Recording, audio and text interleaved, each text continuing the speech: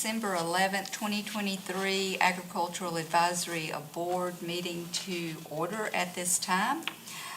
If you will join with me, we will have just a moment of silence before we start, just to reflect.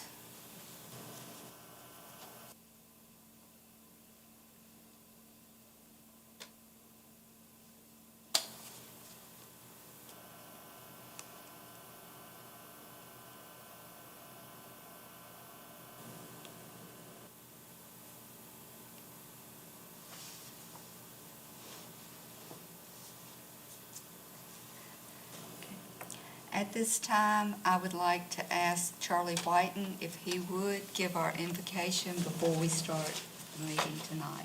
Let us pray. Lord, as we come to you, we're so thankful to live in the country that we do, to live in the state that we do, to have so much agriculture going on in this county. Lord, as we just stand before you and make the calls that we need to do and the plans that we need to do for agriculture in this county, I just pray you'll lead us and guide us and direct us. Help us along the way. Be with each family represented here tonight. May we do what you would have us to do for the farmer and the ag in this county. Lord, I pray for Lucas Watts tonight. Just be with him and his family, Lord, as he recovers in the hospital. Bless him in a mighty way. Help us, Lord, again, to do your will. Forgive us where we failed you. In the name of Jesus, I pray. Amen. Amen. At this time, Josh Owens is going to lead us in prayer. Pledge allegiance to the flag of the United States of America and to the republic for which it stands, one nation, under God, indivisible, with liberty and justice for all.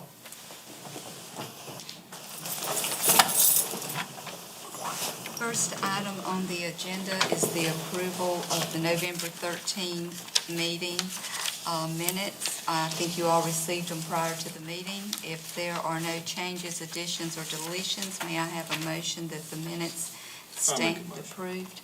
Motion? Second. Second. All in favor signify by saying aye. Aye. Okay. Moving on, we do not have anyone for public discussion. Thank you, staff. Also, now I will move to Mr. Jamie Gilbert from Oconee Economic Alliance to come forward with his presentation, and thank you for being here. We appreciate it.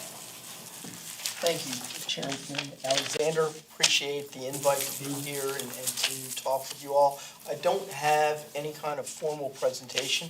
Really what I wanted to do was just to have a discussion with you all about the interest of ag in the county, what you would like to see from economic development, and some things that we think that we're doing that are supportive of the ag industry. We recognize how important it is to the economy here, and we want to do what we can to help support that. And it's you know the numbers. I don't have to go through them. You know, Kim, you and I talked about this before. You know, we are a leader in this state in so many areas of agriculture, especially when it comes to poultry. But you know, you also have the livestock and the crops, and you have other things like equestrian types of and horses and donkeys and things like that. There's just a lot of things going on in this community for us to be proud of that are ag related. It's not a typical industry that economic development gets involved with, but it's one that is, again, one we can help support in some ways. And if you look at some things that are going on around the county, mainly we work with industrial and manufacturing companies. Those are the ones that you see that get the headlines, whether the existing companies that are expanding or it's new companies that are looking to locate here. And if you look around the list of manufacturers we have in the county, we do have some that are supportive of agriculture and really lend itself to the industry. Crystal Geyser up in Salem, which is bottled water, is one of the beverage companies that we have here. We would certainly love to see more beverage and food processing companies come in to our community. But the one that we're most proud of that we just recruited here was Mine America, which is a poultry processing equipment company out of the Netherlands. And they have a facility down in Georgia, and they are opening in the Oconee Industry and Technology Park in Westminster a distribution facility. But when we recruited that company, we looked at the company itself and what the opportunities were to manufacture that poultry processing equipment and parts here. And we believe that at some point, that facility, which is now under construction, will be both manufacturing and distribution. We also look at the parent company, a company called CTB out of Indiana, which holds 12 different companies. 11 of those are in the ag industry, including companies that manufacture equipment for grain storage, grain processing, poultry. We were talking about mine with the poultry equipment, but they also do hatcheries and other things. And so we think that that is an important, and when we recruited them, that the opportunities there were pretty significant. One thing we will be doing as far as for the poultry industry, we will be going to the International Poultry Expo show in Atlanta next year. I've been to that show before. It's important as far as a lot of resources for those that support the poultry industry. And there's companies there. Mine America will be having a very big presence at that show. And having done it when I was down in Paulding County, Georgia, and we were recruiting poultry processing, not poultry processing, but the equipment companies like mine, we think that there's opportunities here for this community, and that's a way we would look to be able to support the ag industry. Also, if you look at the ag dealers that are here in the county, we have John Deere, we have CAT, we have Kubota. So there are a lot of companies here that supply the machinery and equipment for our farmers here. So those are just on the surface a few of the things that we are involved in. But I'd really like to hear from you all about what you want to see in terms of economic development as it relates to the ag industry, because we want to work with you all and figure out a way to make it a win-win for both economic development for the ag community here. I will say this, in my prior life back in Maryland, which is where I'm from, I was with the Queen Anne's County Department of Economic Development on the Eastern Shore, and the number one industry, way above manufacturing, was the ag and the seafood industry. So, soybeans, corn, crabs, oysters, clams, that was the focus for us, and helping to support those companies. And I think we can find a way to help support you all as well. But it's working with you all and having that dialogue going to figure out the ways in which we can do that. And Kim and I had a really good conversation about a month or two ago on that. And it's about just figuring out when those opportunities are here, how we can work together to bring them to the county. Grain mills, poultry processing in terms of beef processing, things like that. Those are all things that we're open to trying to bring to the community. So on that note, you had mentioned the rail site at Seneca, and I know there's Yes. quite a bit there. I know they've talked about offloading at 59. I know there's been mention within the ag community that, so they don't know what the crops are. Every year the government releases different things, and some of them are looking at changing to cotton and possibly where a cotton gin could I think they've got some grant money going to Anderson, but they're kind of landlocked, so possibly we could have an offload site, which would be a little closer to Gainesville and Cargill, and maybe you guys could have that discussion. Also, when you said that you were going to the Atlanta show Right. for the poultry, I know it's not going in our county, but it is going right next door.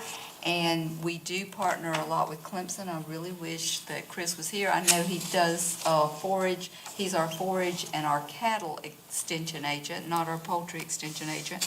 But Rex is here, and he has a lot of knowledge on that as he works for the university. And that is the fact that we're getting the new poultry research center that's being built there.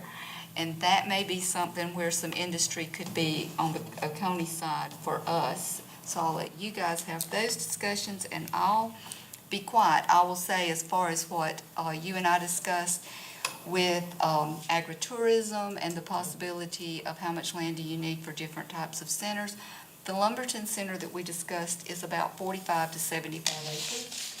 You will never be Perry. You don't have 1,100 acres.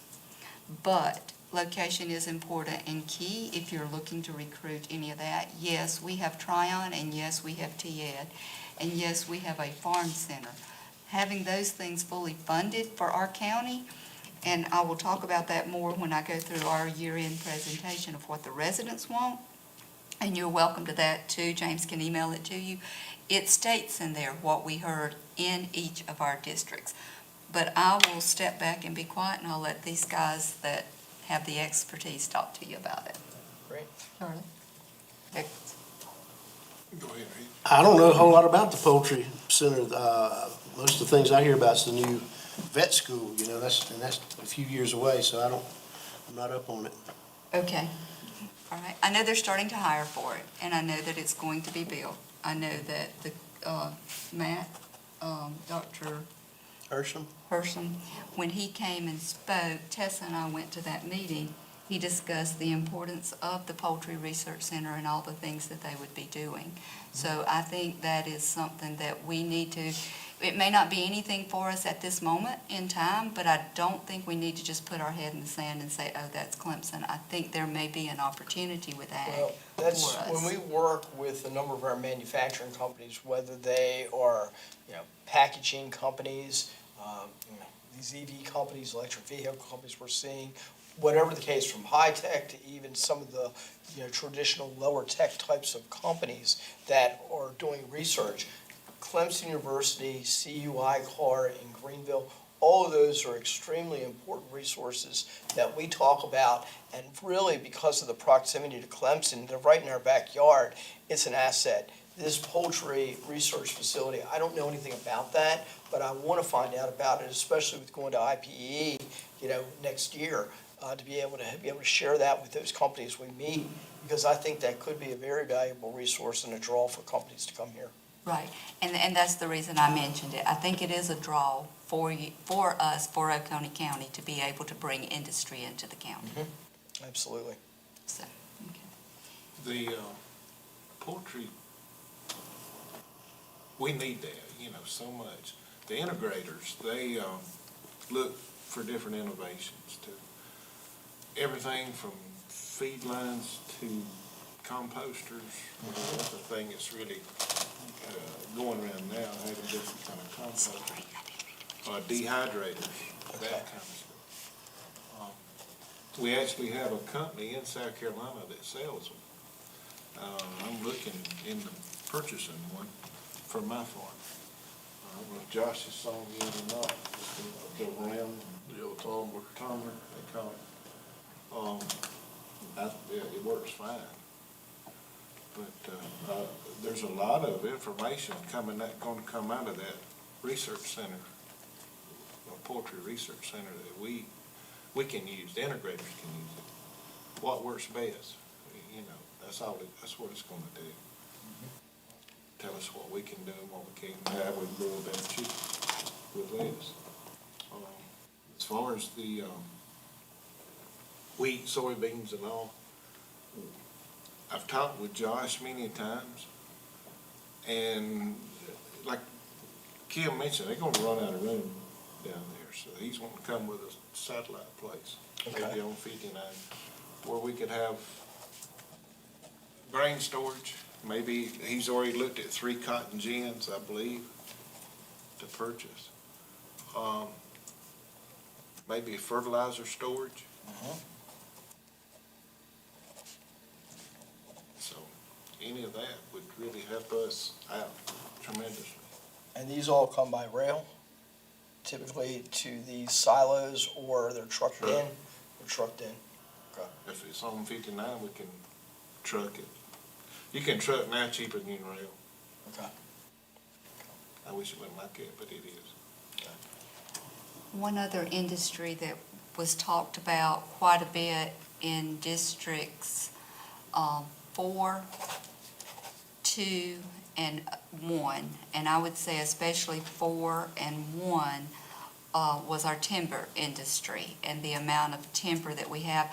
I can't really say that because, Trent, we have Sumter and Tessa. They were at several of our meetings this year, Wood Innovations, with Sumter National Forest, and we have quite a bit of timber concerns and logging concerns and those industries, and I think Josh probably can speak to that. Yeah, I've thought, when Canton Evergreen Packaging closed, and I've said this several times, they consumed 85,000 loads of roundwood a year. And 65% of that wood comes from 5 counties in upstate South Carolina. And it has killed the market. It's gonna kill the management of the timber because people ain't gonna manage something that's undervalued. What did that plant do, the Evergreen, the Canton Evergreen facility? What did it do? It closed. No, I mean, what was the operation? It made paper, Okay. you know. And then the last meeting we were at Salem, I got a call from the school district. There was a shortage on wax paper for milk cartons, and that was made in Canton. Okay. So, I mean, we need to, figure out how to bring something back. Our meeting for District 1 was held at Tomasi DAR. They have about 985 acres, I think, in the county, 990. They do have a forestry management plan of about 300 acres of that, which is under forestry management. Okay. They are holding on cutting, if I'm wrong, Josh or Charlie, somebody help me, on cutting about 300 acres. They cut, and we had several of those loggers in that meeting. So if they're holding on cutting, if tree farmers, people are not cutting their timber because price drop, and there's nothing to do with the pulp, and they're holding it and not cutting, then you have a small business. And I think the two that were there, I think one employs about 4 or 5 people. It doesn't sound like a lot, but when you start adding up every small business, every grader, every logger that employs 4 to 5 people, that's 4 to 5 families that you're impacting. And you do that across our county, it's a hard hit. And so they were voicing those concerns. We heard similar concerns all across the county. And is that correct, Trent? That is really what we're hearing. The timber industry is really hurting. Like Josh said, it was kind of comical. The phone call coming out, the email coming out, that the kids were not, I think it was something to the effect of, we're letting the parents know that we will only be serving regular milk this week because of the shortage. We will not be able to provide the flavors of chocolate, vanilla, and strawberry or something to that effect. And it's because of paper. It wasn't because there was a milk shortage. It was because there was a paper shortage of the cartons that were manufactured in Canton, North Carolina. That's where they purchased it from. Same thing at Fair Oak. Right. It was across the county, yes. Is most of our timber going, that was being harvested, going into paper products and cardboard? It Or are depends there on other what it uses? is. Well, any size operation and any phase of the operation, you're gonna generate pulpwood. Right. It's just a percentage, the more mature timber, you're gonna have more logs, and on the thinning and stuff, you're gonna have more pulpwood, but you can't cut timber without cutting pulpwood. Okay. Even when you cut your mature trees and you try to leave, like he said, some trees, you're still going to have X number of trees that will go to pulp. If you look at a sheet, when they cruise the timber, you have so much going to furniture or logs, hardwood, whatever, and then you have so much going to pulp.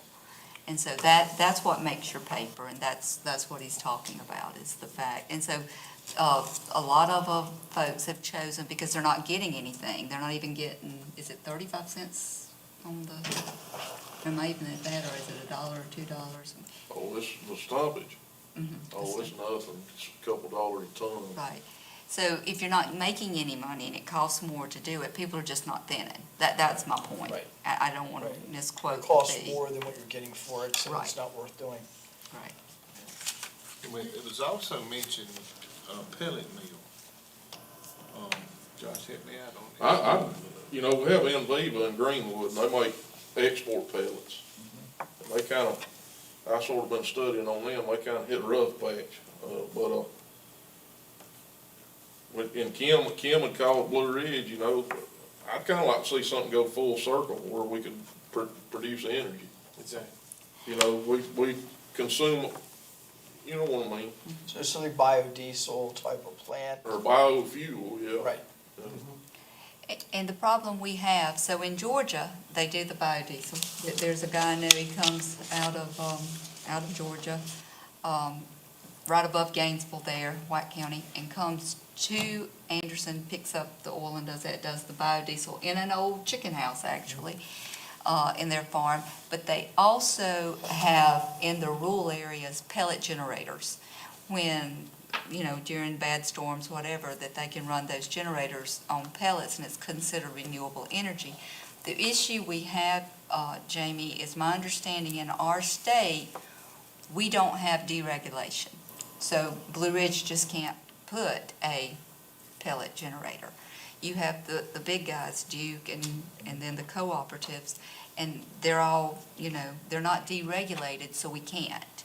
But if somehow there could be, and that's going to be more of a county council and a state government thing, but I would not mind having that conversation with Thomas and Bill, that Who would be the experts on this that we could go to? it would be our legislature. Our legislatures know, our senator and our House of Representatives would know how to handle that. And I don't know, we're talking Oconee County, this is what we would like, but I think if it's good for Oconee County, it's also good for the other rural counties, Pickens and Anderson and all of the counties, because it affects everybody. But I do know that there are powers that be and a lot of money with power, and, it's not deregulated in our state. But I would think there could be some carve-outs somehow that we could have something that would help get renewable energy into our state. We mentioned at District 1 meeting, you mentioned Georgia, they already have those substations powered by wood pellets up in Raven Gap, Carnival, there's another one in, I think, Colbert or Colbert. Yeah. They was gonna build one in Livonia, and it kinda got voted down because of location, I believe. They were gonna burn chicken liver, to start with, and that kinda gave it a bad name, so then they went to wood pellets, Right. Did they go with the wood? Sir, Did they went forward with it? Well, they did wood and not chicken. they just use wood pellets. And I think we would be looking at wood pellets, especially in our area, because we're looking for something and somewhere for the pulp to go, And you can use the pulp in the wood pellets. to make wood pellets. Okay. Pulp makes a lot of things, Josh can answer that better than me, but paper, wood pellets, Well, you cellulose and shredded cheese, to keep it Right. from sticking together. right. There's a lot of products. There's a lot of products that come out of pulp. Okay. You don't think about it, but it does affect us all. And at some point, not having a paper, and the thing is, so Canton closed in July, and when did Rock? See, well, we've had two or three close in the state. One in Charleston, West Rock, West Rock. and then, Maggie Van. well, they chipped for Canton. Yeah. Canton Evergreen closed at the end of May. I don't know. There's been several, and so that we don't have, here again, it's not cost effective to haul the pulp as far as it needs to go to, I think it's below Gainesville now? It's in, It's the Georgia only Pacific. market left is at Huber Engineered Wood Products in Commerce. Yeah. So, And they make OSB. I was gonna ask, Sue, you mentioned that with like plywood and things like that. Because I don't understand the industry, I'm just trying to get my brain around this. If you cut the trees and those trees are going for, let's say, plywood, construction materials, things like that, the pulp is still left over. You have to do something with the pulp. And so even if these timber owners have a customer for like the OSB, the plywood, they're not going to cut it because they don't know what to do or they don't have customers for the pulp that's left. Is that correct? Well, say first thinning, 15 to 25-year-old loblolly pine trees. Right. Very seldom do you cut any saw timber off that. It's most time it's all pulp. Okay. Your second thinning, you come through, you might cut 50-50, chip and saw, you know, and pulp. And then your third thinning, which is, you know, 30 to 40-year-old trees, you're gonna cut poles, ply logs, you know, for plywood. But you're still gonna have the tops that are pulpwood. Okay. You can't, you know, it's, like I said earlier, you can't escape cutting timber without cutting pulpwood. You're gonna have some left over. Yeah. And what I've seen just in travel, and anybody that wants to chip in can say that, can help me out, but they'll take the logs and then you will see these big piles and they'll either bury them, burn them, or, I mean, they're just there. And the reason they're clearing for that is like, especially on my way to work, Powdersville area, it's apartment complexes or subdivisions, so then they've got to get that out of there. And so that's whenever, but the issue comes down to the pulp is not giving them enough money. They're taking the saw timber, doing what they gotta do to get rid of the other, clean it up, get rid of it, and then sell the lots.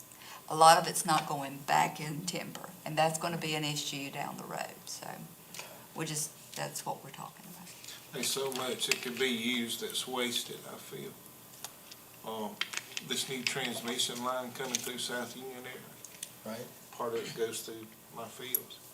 And there's mulch 2 and 3 foot deep where they just come in and mulch the trees because they didn't have nowhere to go with it. Wow. It's a real waste. I will like to also add that the Forest Service is very invested in this too, because a managed forest is a healthy forest, and Sumter National Forest takes up a big chunk of Oconee County. It's also one of the draws to Oconee County is the tourism for the beauty that we have here. And so the Forest Service, they were saying they're very invested in figuring out, coordinating for some kind of industry. There's people there who are working on doing that as well. Right. They mentioned grants. There are Big grants grants. available, definitely Wood Innovation grants are available. And that may help you attract some industry. I don't know. James has that, Wood Innovation. We can email you that presentation as well with the grants. Those things are, I mean, thank you, Tessa. But they've come twice to our meeting because they are trying to manage that forest and keep it a healthy forest, like she said, because a managed forest is a healthy forest, and that's why we don't have the wildfires like we see in other states. But if they can't manage it, if they can't clear that, if they can't get those, because those are bid contracts, and if you have loggers that can't make a profit logging for them, then eventually you're going to have an issue. So what is the issue with not being able to do the clearing? What is causing that? Sick trees, and it's a fire issue. And part of the Forest Service management is being able to use their cut to make money to put back into replanting. Right. They're doing a lot of work in my area to replant hardwoods, natives, and work more ecologically, sustainably, but they still have to cut and they still have to bring it somewhere. So, like Josh was talking about the thinning, that's what it is. You take out the smaller trees, which are going to go for your pulp, the ones that just come up, naturally, I guess, so to speak, away from the ones you've planted, different things. You're trying to manage that. Are they not managing it because they don't have any customers or If you end can't- users for what they're clearing? Go ahead, Josh. Well, it's gonna cripple their market. You can't manage if you can't sell. Right. And that's what they're trying to head off, the same thing we are, we're trying to, get a market to come to, absorb some of the Canton evergreen. So I go back to the question with Clemson, what are they doing to help with this? Anything? Because it seems like they would be the folks with Clemson Extension and and some other resources there to maybe help figure this out. I believe we reached out to our person that is the extension agent for this county for timber, for forestry. She had a meeting in Anderson. Did you go to that? I did. I don't recall what they said. I do recall that the State Forestry Commission said that we have more timber now in the state than we've ever had since records began in 1936. And said that as far as industrial forestry in South Carolina is neck and neck with B&W. And so I do remember those parts. I don't have my notes with me, but there was a lot of discussion there and talking about the mills and pellets and things. And to answer your question, I'm not sure, and I don't want to speak out of turn on that, but I do know that individual does not live in our state. They live across the line in Georgia, so I think they work remotely quite a bit because they haven't been in the office when we've tried to contact them, is my understanding. Now, if I'm incorrect, I apologize to them off the bat, but my point is, I don't think they see their job as to recruit industry for us. I think they see their job as to help the farmer. That would, here again, go back to an on-site person at the university with research and development. And it's going to affect Clemson also because they are a land-grant college and a lot of their land is in forestry management. So you're going to see a similar situation there, that they're going to be looking for a market. So it may be something you can partner with. That's what I'm thinking. I Maybe think a lot of the things that we're talking about tonight goes back to the partnership between our farmers here, Clemson, and economic development. And maybe if you talk to the right person in forestry, in forestry management, there can be some use, and I know that Sumter, because those guys were really, they talked about, and I think Clemson probably would go higher on the food chain than just Oconee County in trying to get some of those innovation grants for the pellet mills and that type of thing. So maybe that could be a partnership you could work toward bringing that industry, so, somewhere on the. What economic development, what our organization does well is the recruitment and expansion of these companies. And once we have them and get them to visit here, I can sell this community, 100 times over, to manufacturers. If I know what it is they're looking for, if it's plastics company, if it's automotive, if it's metal fab, this is an area that's very kind of foreign to me. And so I need the help of folks like this council, like Clemson, to be able to educate me on these things. If we're going to help, and which we would want to do, we need to have people in that room that understand this, and then we can be there to support it when we go to, the International Poultry Expo and we meet with these companies, to be able to talk about why there's a benefit here. So it's an education process for us, because we don't deal with ag, as a regular type of activity. We want to, but we need to get educated and knowledgeable about the industry. So with that being said, when the county allows you to go, Jamie, or your organization allows you to go, because I know it's a public-private partnership, so I know Right. both chip in,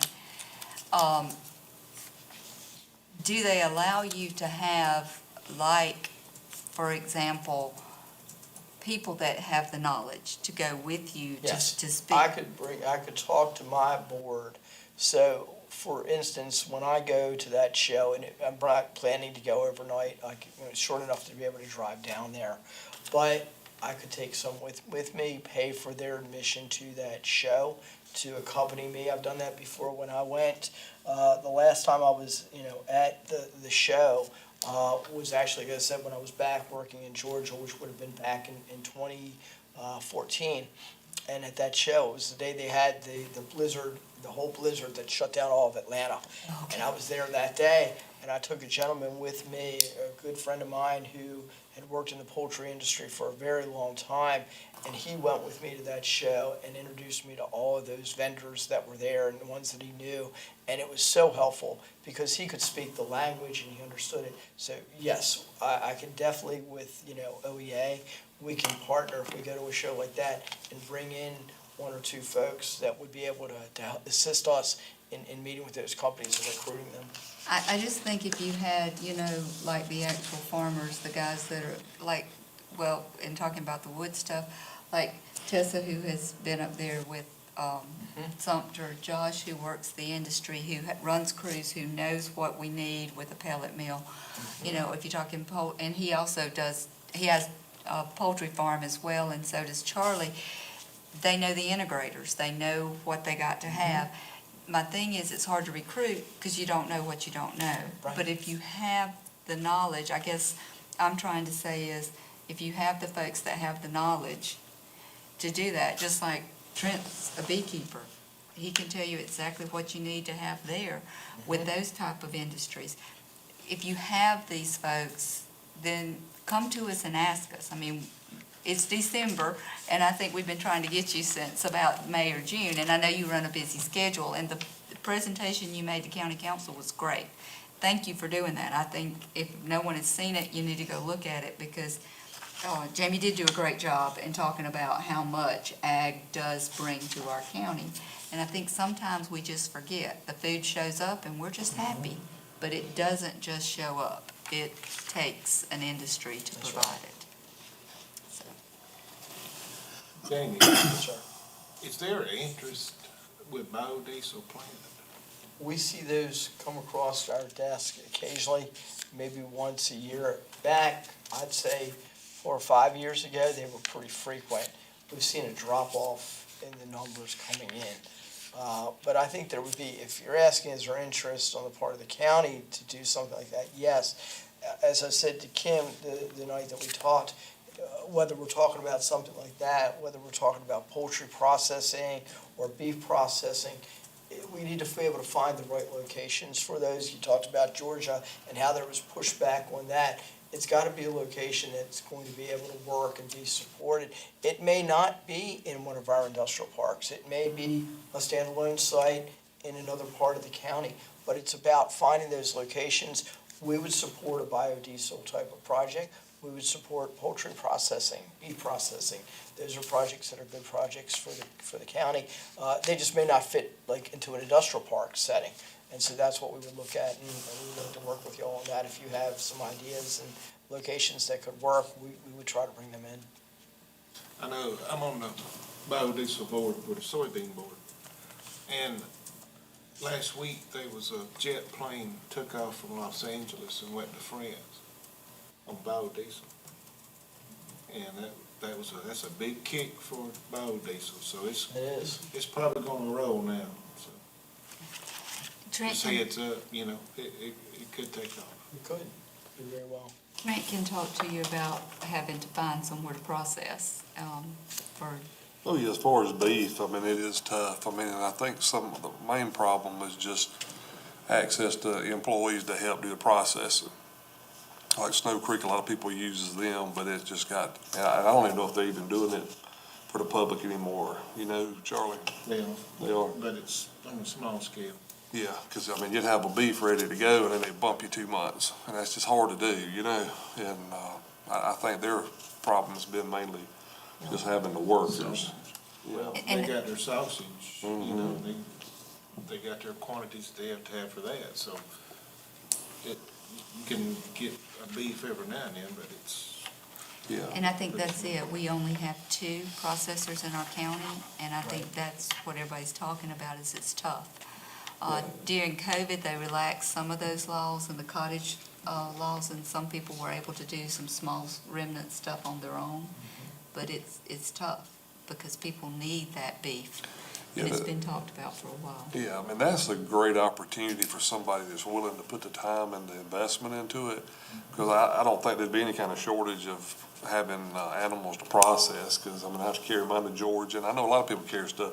I'd say there's more beef processed out of this county in Georgia, between Livonia and Mountain City, places like that, than are done here, so.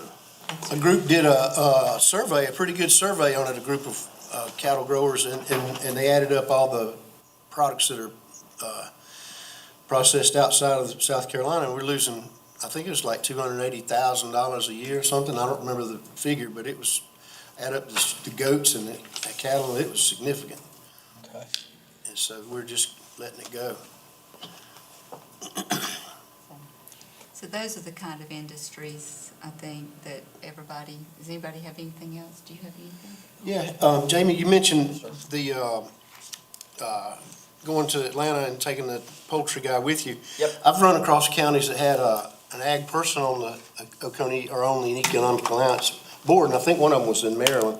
But what's the possibility of having an ag person, full-time, part-time, or consultant with y'all to do just that? Need to probably talk to Amanda Brock, our county administrator, about that. Those decisions, all personnel like that and adding positions and things like that are gonna go through her and county council. So, Is it a county position, or is it a Economic Alliance I've seen position? it, I've seen it, like you said, I know plenty of departments, economic development departments, that have had some type of ag position there, but that would have to be a decision made by the county that they wanted economic development to be vested in a position like that. But, I mean, I think it makes, again, that's the type of position that could be housed in an OEA. It makes good sense, to me. Also, to let people know how important agriculture is, it's out there and it's pretty, and we just kind of get the food, like Kim said, and don't think much about it, but I think agriculture provides about $159 million in economic input every year. And I'd like to see signage. I remember a few years ago, they did signs to the waterfalls and attractions. I'd like to see signage on every entrance. Advertise, say something like, agribusiness provides $159 million in economic input annually to Oconee, or something like that. Impact, input. Just something like that to let people know. I was riding through the back roads in Stevens County a few weeks ago, and there's a sign back there.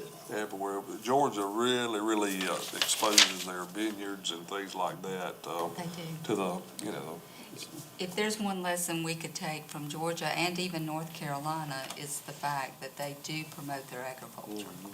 And a lot of it, like Trent and Rex were saying, are signs that state what they have and where you're at and what's going on.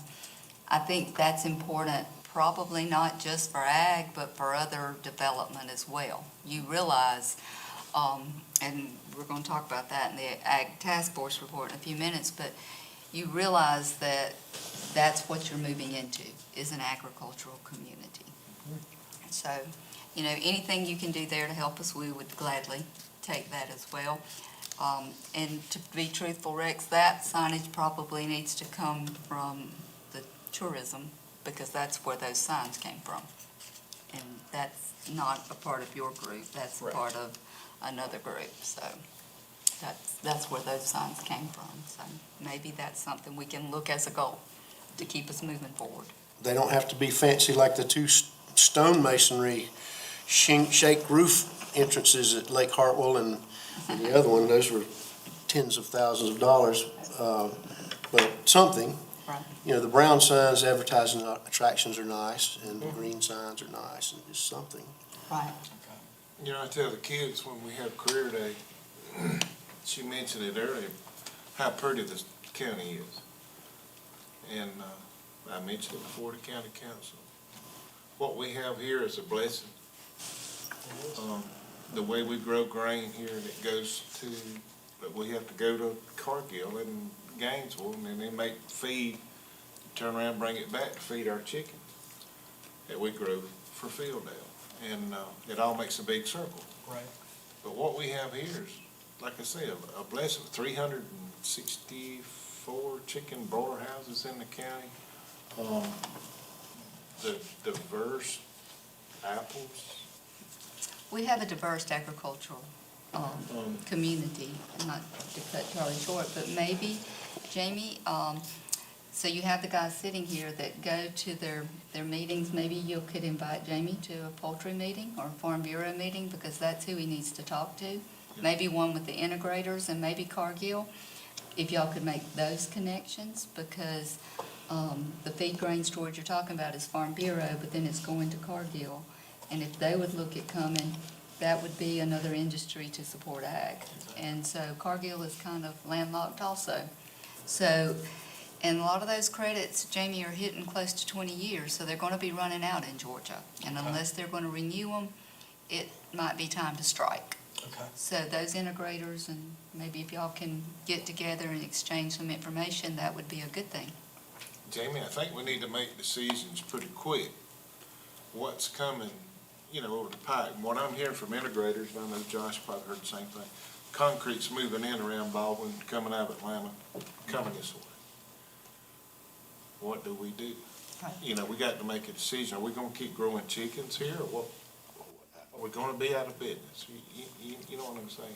Yeah. We got to take care of what we already have. We already have this business here. So that's why this ag committee was formed, Right. to And help us South, take care of what we already have here. and South Carolina also is not on a migrant path for some of the diseases that other states are, and I think that's a positive. I hope that doesn't change, but so far, we've not been on that path to get some of the diseases. So I think you need to look at all those things, and those all need to be selling points and points that we drive home to industry to get them here. And recheck my facts, but at one time, we were not, so I would hope we're still not. And we were mentioned in the flyway of geese, they go north of us. And that helps with the avian flu and that kind of thing. Right. So, That's good. Okay. Thank you for coming. Thank you for the invite, appreciate it very much. And we're going to do our year in review real quick. I've got about 5 minutes to get it done, but, because I try not to hold us too long. But, thank you so much. Thank This is you. going to get Anytime. discussion. Does anybody else have? Forestry there. Y'all good? Thank you for coming. Yeah, thank You're you. welcome. Thank you all, and look forward to working with you, and definitely get some help with putting together what we do for International Poultry Expo and going down there. can I get your Sounds, contact? that sounds great. Absolutely. Give it to, give it to James. Next, send it to all of them. Great, thanks. One more thing, we met with your predecessor at one time, and he offered to do agritourism. You sit down, that's fine. He mentioned doing agritourism guide signs for if we could come up with enough farmers to do it, but a lot of people are a little bit shy about having people on their farms and Right. the inconvenience and the liability, so I just wanted to mention that was offered at one time, but we couldn't get enough people to host it, so. That is a good draw economically, for It sure. is. Okay, thank you. Thanks a lot. So as we went to the meetings this past year, I personally, I don't know how everybody else feels, but I think that was probably one of the best things we've done as a board, is taking the meetings to each district so we could actually hear from farmers. I realized that while we knew we were doing things that were offering things, educational seminars, or not really seminars, but in our meetings, we were offering things that could help them. They didn't realize we were offering things in a lot of ways. So after, I think it was a month or so after our meeting in 2022 with Dr. Kantrovich, the Oconee County Council voted to do the agricultural task force, the Oconee Task Force. I didn't go over our mission statement, but you guys know how we were formed in 2016 in our mission statement. So when they voted, though, to do this, because they recognized that the farmland was declining and they wanted the task force to identify solutions to support farming and food and producers, which is what also Economic Alliance, what Jamie has been talking to us about. And so the latter half of that year of 2022, July, August through January, correct, James? Half of that year was spent with the task force, and a lot of people didn't realize that that was going on, or that the board, that anything was going on. So the recommendations came out, and the final report was given to us at the beginning of this year. And there were several things that they recommended, and so I put it in our review just so it would be in the record. And those are listed: revisit the comp plan strategies. If you want to go on to the next, revisit the comp plan, invest in farmland protections, increase farmland zoning options and farmer incentives, hire additional Oconee County Soil and Water District employee, which could be just an ag person for economic development. I mean, there's a lot of places that could be used. But all of those recommendations that came from the task force require county council, not us. We are only advisory. But I thought it was important to list those. Now, they did list some action steps. And so I wanted to highlight what we actually did. And one of them was for us to closely work with planning to review strategies, the agricultural element of the comprehensive plan, et cetera.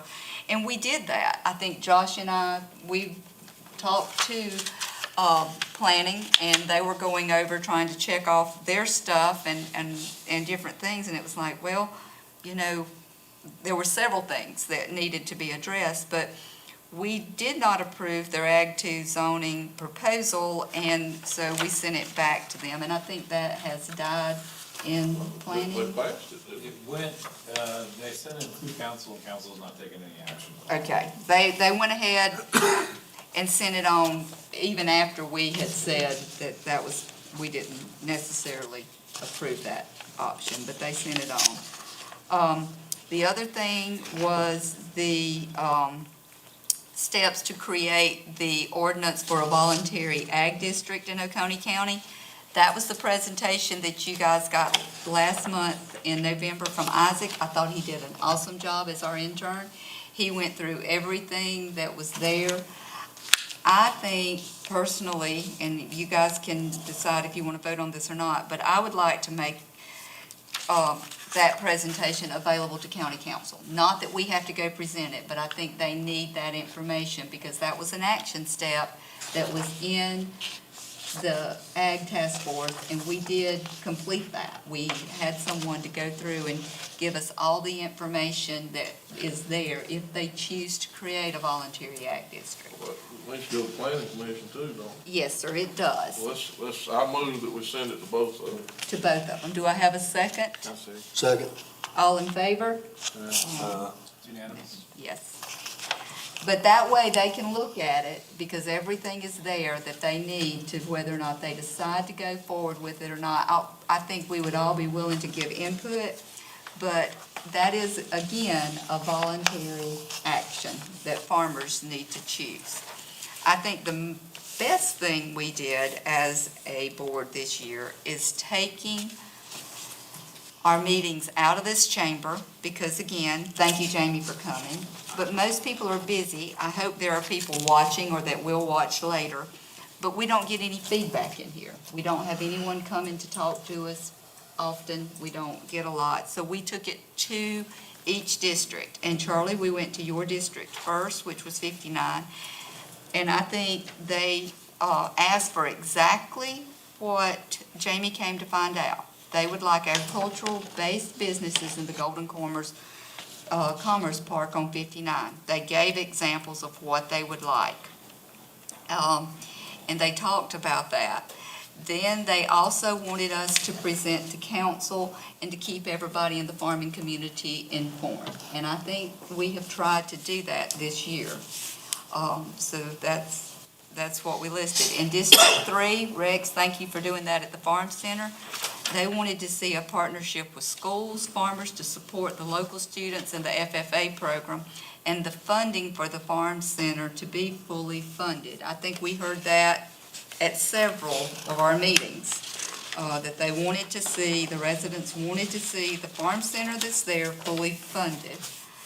District 4 provided quite a bit of information in the fact, and I think a lot of it came, Josh, because you put a lot into that and a lot of research, but it came right on the heels of Canton closing, and I think the loggers in your area talked about the same thing, so I'm not going to rehash it, but what we need something like is in Greenwood, a pellet mill or something to help us, and maybe we can partner with that.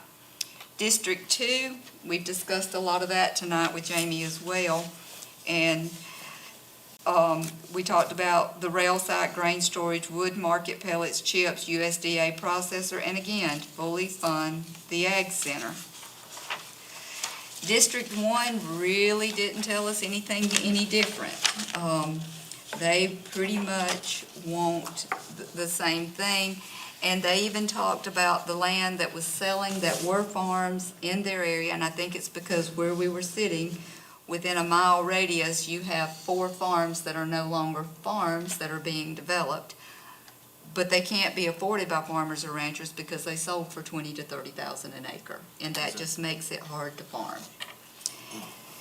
So I went ahead and put, in summary, across the county, the issues are the same. Moving forward, the plans are for the following. What I would recommend as chair, a partnership with realtors, landowners, developers, and of official notification that you are purchasing next to an animal or plant-based operation. So some kind of formal letter there, and I know that's going to have to come from LLR, and that's above our head. The other thing we heard was education, heard that over and over, and let me say, Chris is not here, and I hate that. I think he does a great job, because I heard a lot of compliments about a seminar that he held at the Farm Bureau breakfast that morning, Charlie. He had held one the day prior, and a lot of people were complimenting him on that. So I do think we are getting education to our farmers in a lot of ways. I think where people are asking us that we have education, they're talking about our children. And they're even talking about not just FFA. FFA presented to us at District 3, so thank you, Rex, for that.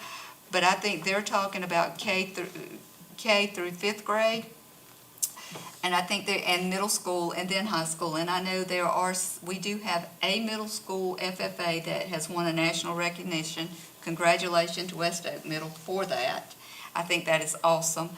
But I also think that we have other areas that we need to try to coordinate and take the lead with. Clemson Extension 4-H program is what I'm talking about, and the Farm Bureau program of Ag in the Classroom. And I think it's crucial for us to help with the education piece for our county.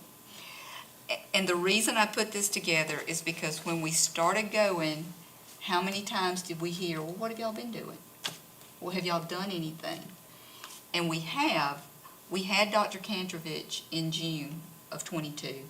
We had a great turnout, but other people didn't realize that he had come. So he is actually on our agenda, and I hope that's okay with everybody, for January. And he is going to talk to us about a partnership for next year for education of not just, of what we're looking for as a board. So I wanted you guys to be thinking about that so that we can have that conversation, and have an idea of, everybody has their thoughts, bring them to the table and talk to him. Our board's not going to change for next year. So we do have to re-elect officers for next year. I think that needs to be on everybody's mind. I think if we want to go back to the districts, we need to look at being able to do that next year. And James has been so kind as to go ahead and give us our dates. So we know Dr. Kantrovich is coming on the 8th. And then we can decide of when to start back with the districts, if that's what y'all choose. If it is, we need to vote on that and get everything set so that we can start putting the word out that if we decide to go in February instead of March to District 5, if we start in February, it'll kind of change it a little bit. But the order we're going to go in, where we're going to go, and what we need. Again, I think District 5 is our main need, because those farmers, from what I'm hearing, and everybody that can correct me, can put their input, I think we're hearing from them more and more because of what's happening with development in their area. So I'll let you guys kind of tell me what you think. I've been asked 4 times in the last week by different farmers. Could it be on a ballot, whether they want to stay rural or be housing developments or whatever? Well, no, I don't know, I don't Well, know what to tell them. there are a lot of tools you can put in a toolbox, but you gotta know how to use them. Exactly. And I think that is where Dr. Kantrovich, he's the tax guy, he's the land guy, he can tell you what tools are out there to help us. And I know he's not the only one, but he's the one that we have that can help us, and I think he's a start. Rex may have some other folks that he feels that can, we're all here to bring the best expertise we have and knowledge to do what's best for our county and our districts. And I think we've heard from our districts, and across the board, they've all said pretty much the same thing. We might not have heard it the exact same way, but we've heard it. Y'all tell me, what do y'all think? This is a random thought, Kim, but I'd like to invite the agriculture teachers here and have them, and see if there's any way that we can help them. That's right. And that's where I was going, and that's what I meant by Clemson Extension. I don't know who our 4-H agent is. And I'm going to give James that. I emailed the person that's over them. I've not gotten an email back, so I'm going to give that to you. I'm also going to email you the one that I emailed for the wood, for the forestry also. And I get it, they're busy, and we are a voluntary board. We're not the county council that's emailing them or asking them, but we are following the direction of county council to do what's in the best interest of the county for education, for forestry, and for those. But I agree, Josh, and I don't have a problem if you guys vote that we try to go to a school board meeting to try to partner with some of that. But I think we should invite the 4 or 3 ag teachers. Is that right? 3? There's several, I can brag on Lisa Durham and Allison there at the elementary school. They've got a program in Westminster Elementary School, and it's going like gangbusters. My daughter's been in it since the inception of it, and she loves it. Okay. Then, if we could maybe compile a list to send to James, and we would have to plan that meeting. That's what this is about. We've got a few minutes to kind of plan, so we can hit the ground running in 24. If y'all want to do that in February, this is what we need to decide. So January 8th, we have to re-elect officers. That one is set for here. Do you want to do February 12th in a district in 5, and then come back here with the teachers in March, yes, so that maybe we can plan something for spring, we can plan some kind of event or something with them, and then go to another district in April? I'm asking, that's kind of the proposal, but it would need to be made into a motion. We'd actually need to make a motion to, one, invite the ag teachers throughout the county from elementary school through high school. That would be one motion. And then, do you want to start in February with the district meeting, and do you want that district meeting to be District 5? That's the one that we haven't been to the longest. What do you think, George? I move that we do what you just said. Okay. Invite the ag teachers and have the February 12th meeting at District 5. In District 5, and the ag teachers in March. In here. And then the April then would be a spring meeting. It would be right before the Farm Center would be up and going. Do you want District 3's meeting to be there, and do you want, you can choose somewhere else if you want, but do you want that to be District 3's meeting?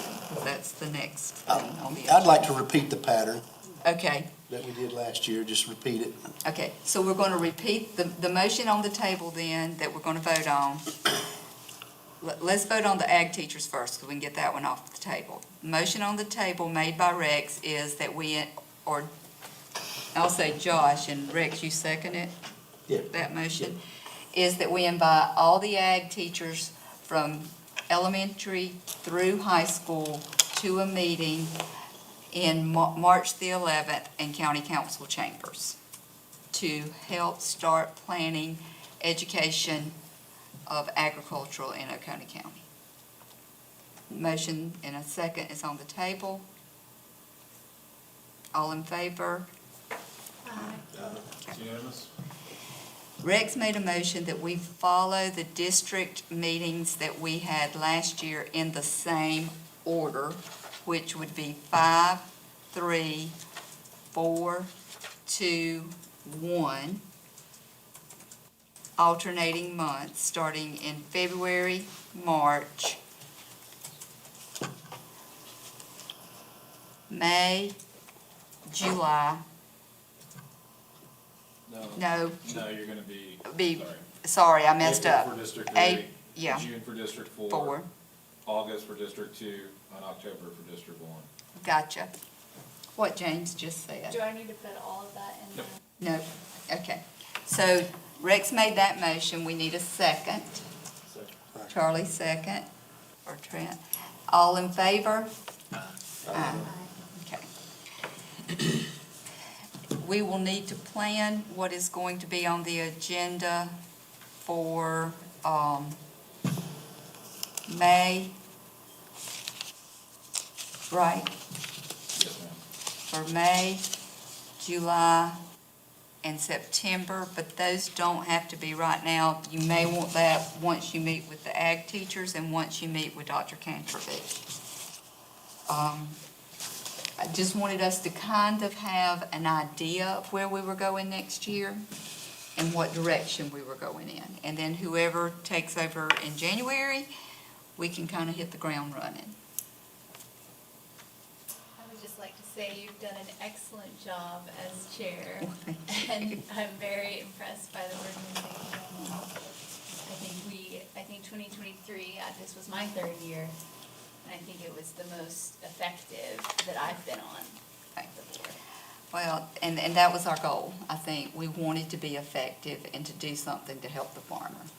So, I got one thing I'd like to run by y'all right fast, if we got time. sure, got a minute. We talked about it in the Farm Bureau. I mentioned it to a couple of senators. Everybody goes to the DMV. And when you sit down, you waiting on your number to be called. There's a big TV up there. Most time you're looking at lawyers doing advertisements, whatever. I kind of mentioned it and they liked it. If we could promote Oconee's Ag on that screen and let everybody see that the agriculture that is going on in Oconee County, and I think we can get some backing for it if we needed it. What do y'all think about that? I think anytime you can get education out there about what's going on is important. I think the biggest question would be, how do we find out what we need to do and who would pay for it? Of course, again, we would have to go back to county council. With that being said, this is December. I hope everybody has a Merry Christmas, and probably nobody wants to think about what I'm gonna say. But budget starts pretty much January. So if you guys are thinking anything, that is the time that it would need to be brought up. And I think we can only make a proposal, correct? And a suggestion. But if that is the time, that would be the time you guys would want to bring that to the table. And I know our county council has their hands full, and I know everybody comes asking for money because everything costs money. But I think what we are doing is the best we can do to get the word out and to promote ag as best we can.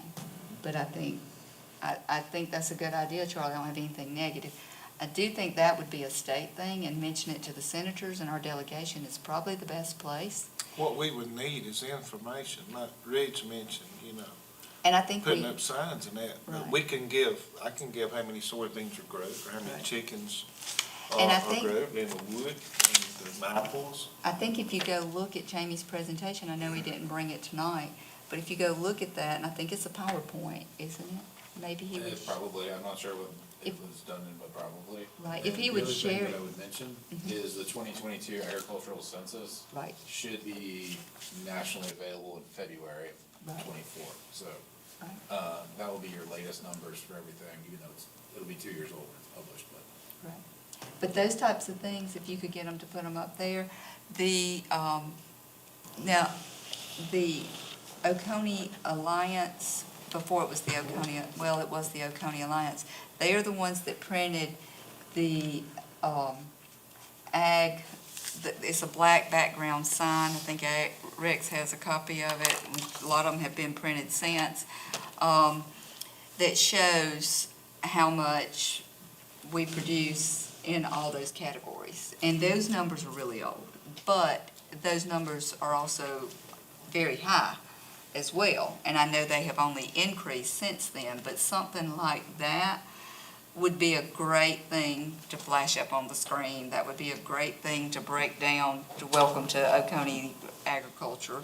Those types of things is what you're talking about. So maybe if you know the 22 census is coming out, Rex, maybe those numbers are the ones we need to capture before there's a request for signs, because you want the latest figures and they're only going to go up.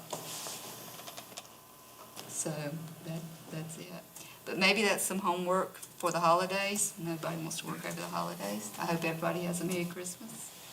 And if there's no further business, I will, I'll just sorry. say one thing real quick. You thanked me for doing your calendar. I didn't do it. Elise did that for thank- you guys and thank you, all of our Elise. boards and commissions. And also does a ton for you guys with advertisements for all of your district meetings and everything else, so. Thank I didn't have anything to do with it. Thank you for all of your help, Elise, No problem. and for all of our phone calls that you have to field. Yeah, happy to do it. Thank you so much. I know you do a lot that nobody ever thanks you for, so thank you. You're welcome, no problem. Yes, thank you. Do you get a lot of phone calls? One or two. SAG board or agriculture or what? All different things. All different things. A She lot of handles- people wanting to know what the zoning is, what they can do with the land, that sort of thing. One thing I did not mention, and I promise 15 minutes, we're gonna be out of here, at 7:15, is the fact that, a lot of people get the agricultural exemption and zoning agricultural mixed up. All the time. They also feel, they don't quite get, I have 5 acres. Well, that doesn't mean you get but there's a lot of land in that. And I think somehow that might be an education piece that we really want to look at. And it might be something we want to take to council if they got the stomach for it. But those exemptions that have been able to get those exemptions for all those years, I think it really needs to be looked at. If they really want to start scrutinizing where they're losing, that's one door you can shut. And I don't know, maybe planning's going to look at that, or, So planning has done some work on agricultural exemption and looking at it, and they actually created a map. It's available in the backup for their last meeting of parcels in the county, 10 acres and over and 10 acres and less than 10 acres that are agriculturally exempt. It's about 50% of the parcels in the entire county have an exemption. It was too dense for what they were actually looking for, so they're going back to the drawing board, looking at a different overlay that actually identifies working agricultural land as opposed to everything with an exemption on it. But that has already been created, so between the assessor's office and GIS and our office, that's available to you immediately. okay. Would y'all like a copy of that? No. Could you email us a copy of that? And what I would put on our homework page is, so one of the planning commission called me about ordinances, and I did a little bit of homework for them, and so this was in the middle of Isaac's hard work on the volunteer ag districts. There are some counties that have not adopted voluntary ag districts, but have adopted an ordinance that's basically like a right to farm act. And they put some teeth into it. And Charlie mentioned that some of them were asking about a right to farm, they were going back to the drawing board with the Right to Farm Act. And I think if we're going to look at anything, that might be where we want to go. because it would be home rule, the county ordinance would carry weight. And, I don't have any problem with a mini farmer. I don't. I do not have a problem with it. Kudos, congratulations to you. Niche farming is great. Go for it. But, as everybody knows, it's hard to farm on less than 10. You can do it, but it's tough. So I think we need to look at that and look at the right to farm, because I think right to farm would give the smaller guy, may not give them ag exemption, but it would give them a right to farm. And I think the larger pieces, then that's where you get the exemption. And I think, I think you can look across it, but you guys look at it, if James don't mind sending it, and I hope I explained that correctly. I think everybody has a right, and I think the more we can protect the farmer, the better off we'll be. We But that's all I have. Also, the skate card needs to be looked at also. Right. Okay. All right. Do I have a motion to adjourn? Second.